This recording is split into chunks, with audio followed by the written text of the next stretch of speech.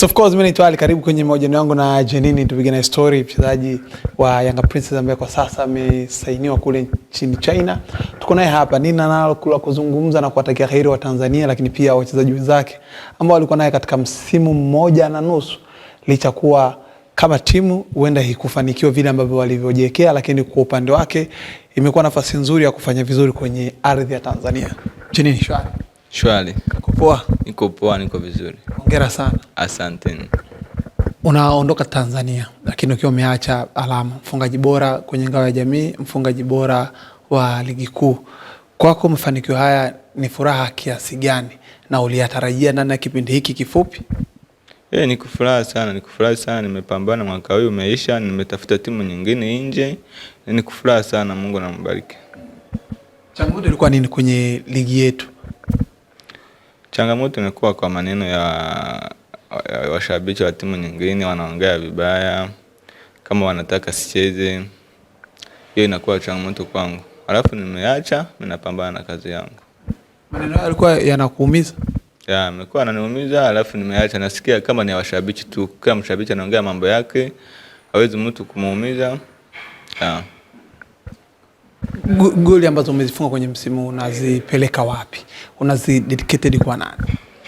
Goli nimeshinda mwaka huu, nimezipeleka kwa washabiki wa Yanga, kwa timu ya Yanga, kwa viongozi wa Yanga, kwa kila mtu anapenda Yanga.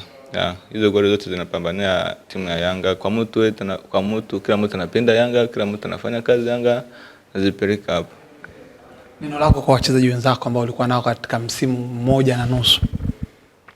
Nawapenda sana, waongeze kupambana. Mimi naondoka kwa moyo wangu, nakuwa hapa. Moyo wangu nakuwa hapa kwa Yanga, naondoka kupambana kutafuta maisha mazuri. Moyo wangu nakuwa hapa kwa Yanga. Naipenda sana, mwaka huu umeisha, nimekaa nao, tumekaa vizuri, sijawasumbua, hawajanisumbua. Nimefurahi sana. Nini utakikumbuka sana kwenye Yanga Princess, hususan kwenye eneo la wachezaji wenzako? Nakumbuka motivation ya timu ya Yanga. Wanatusaidia kila siku, wanakuwa pamoja na kwetu, tunaongea, wanatuambia tupambane, ligi ijaisha, tunapambana mpaka ligi iishe. Nakumbuka hiyo. Neno lako kwa viongozi wa Yanga Princess? Nawapenda sana. Kazi yao wanafanya vizuri, nafurahi. Waongeze kufanya kazi. Ipi mechi yako bora kwenye msimu huu uliomalizika? Ipi mechi yako bora ambayo unaamini the best game? Mechi nimefunga goli moja mwaka huu, nimevua jezi. Hiyo mechi nimefurahi sana. Nimecheza mechi 4-5, sijafunga goli moja, watu wengine wamefunga. Mimi nataka nikuwe top scorer. Hapo nimeipenda sana. Nimeanza kwa kushinda, nimeipenda. Yupi beki wako bora ambaye alikuwa anakusumbua sana mnapokutana? Alikuwa ananisumbua sana. Ni mchezaji wa JKT, sio anaitwa ni mrefu sana. Wa JKT. Esther Maseki? Alikuwa anakusumbua sana? Alikuwa ananisumbua sana. Kwa nini unadhani alikuwa anakusumbua Maseki? Sijui ni kuniogopa, na wakimbiza, alafu wanapokea mpira wanarusha mbele, siwataki kutulia, siwataki kucheza. Sijui ni kuniogopa, kila siku naenda kwa press wanarusha mbele. Siwataki kukaa na mpira wacheze. Unaizungumzaje ligi yetu ya Tanzania? Ligi ya Tanzania nzuri sana, ni ngumu. Sio kuingia unacheza tu, unajua hii timu ni ndogo nashinda. Timu zote ngumu, timu zote nzuri, zinapambana. Kama timu ya kipindi cha kwanza, sio timu ya kipindi cha pili. Zinakuwa serious, zinapambana sana. Bingwa ya Tanzania ni kuipambania. Zungumza na wanayanga na Watanzania. Ongea neno moja kwa wanayanga na Watanzania kuwatakia kheri huko unapokwenda. Kwa watu wa Yanga nawapenda sana, nawamishi. Nataka kule naenda mnisaidie, mniangalie, mni motivation, nafurahi sana. Kwa Watanzania na wetu nawapenda sana, Tanzania naipenda sana, nimeona nakaa vizuri, Watanzania wananipenda. Siku moja nakuja hapa niwasalimie. Kama maisha yangu yanaendelea vizuri nakaa hapa Tanzania.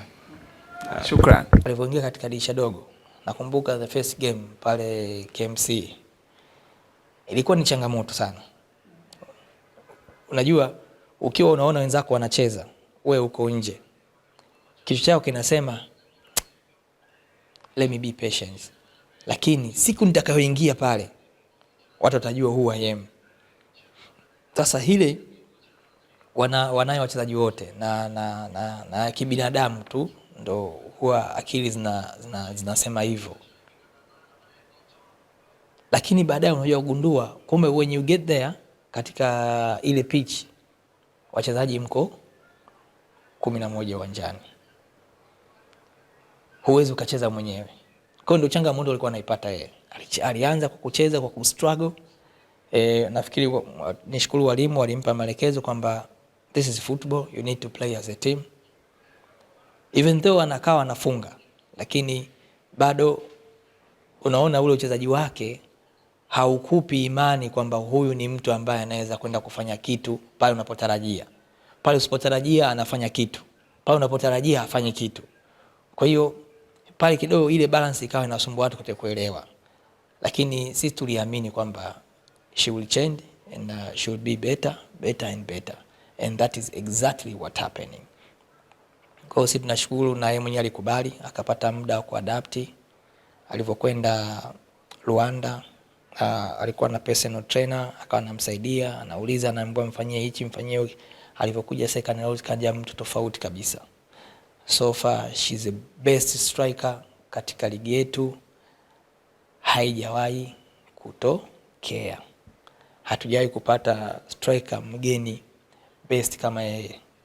Yani at any game, at any moment ukimweka katika uwanja watu watamtambua kuna mtu anaitwa Jeanine.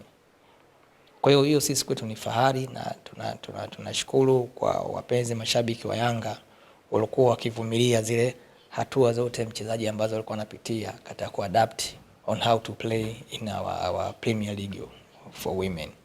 Yes. Kumbukumbu nzuri ni mchezo wa ngao ya jamii ambaye aliwafunga dhidi ya Simba na mambo yalibadilika. Lakini kumbukumbu mbaya anaondoka kwenye ligi akiwa na kadi nyekundu. Hii ni kumbukumbu mbaya, lakini tutamkumbuka kwa ndio mfungaji bora wa msimu 25-26. Unazizungumziaje hizi moment? Labda nirekebisha hapo kumbukumbu yako vizuri. Nafikiri Jeanine ni mfungaji bora wa ngao ya jamii kama sitakosea. Kwa ni mfungaji bora wa ngao ya jamii. Na kama sitakosea wakati anaanza kucheza ligi alicheza mechi chache katika raundi kama sikosei ya pili. Nadhani alikuwa mfungaji wa magoli kama sio nafasi ya pili ya tatu. Alikuwa nafasi ya tatu katika ufungaji bora. Alicheza mechi chache. Akaja akaanza na ngao ya jamii. Ngao ya jamii akawa mfungaji bora. Ametoka katika ngao ya jamii akaenda katika ligi. Ligi amekwenda amekuwa mfungaji bora. Kwa hiyo ni safari ambayo yeye alikuwa anakwenda. Inahitaji watu kutazama yeye anafanya nini katika kiwanja. Na huyu ana improve au anafanya kitu gani. Lakini sisi tunajua na alikuwa anafanya nini. Hata kama Jeanine angebaki msimu huu bado Jeanine angekuwa mfungaji bora tu.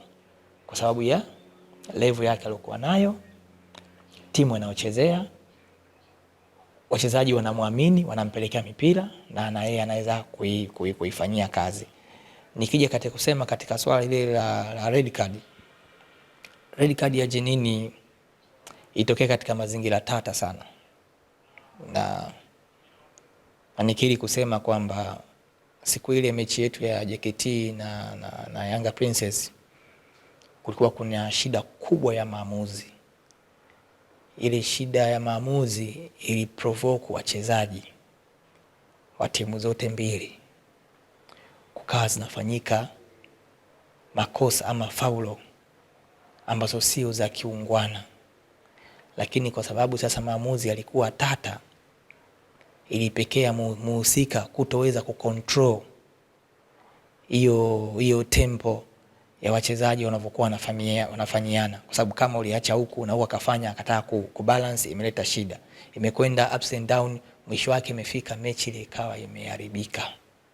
Yani ilikuwa ni mechi moja mbaya sijawahi kuona. Yani kuna matukio mengi ajabu ajabu.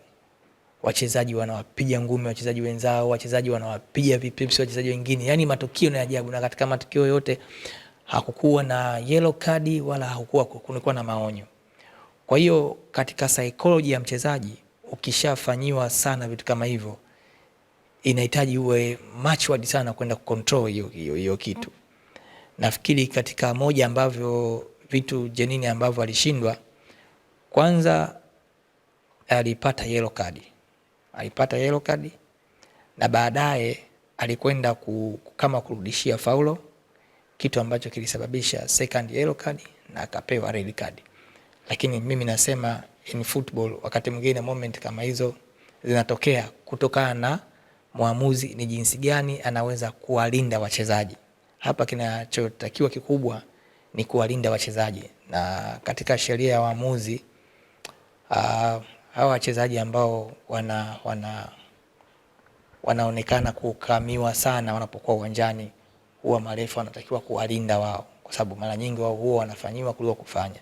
Kwa hiyo ukiwa sehemu moja ya kumprovoke mchezaji huyo, anaweza kufanya kitu ambacho watu wengi tusitarajie na tukashangaa kwa nini kimetokea, na vimetokea hivyo vitu vingi sana, mara nyingi sana. Nafikiri kina Winfrida huko imeshatokea, wachezaji wengi yote inatokeana na hiyo. Mtu anajiona kwamba anajifili mfilio kwamba kwa nini mimi nifanyiwe, yani kwa nini mimi ananichukuliaje. Sasa ile kidogo wakati mwingine huwa ina provoke wachezaji na inaleta shida kama muamuzi usimame vizuri katika sheria zako za kusimamia. Sawa, la mwisho kibwana tumalize. Kuna jambo la Fatma Haron ambaye tumewasikia Bunda Girls wakiwahusisha nyinyi kumchukua mchezaji pasipo kufuata utaratibu. Unaweza kuliweka sawa ili jambo? Maana tumelisikia kwenye vyombo vya habari na alikuwa akidai au madai ni mwenyekiti wa club.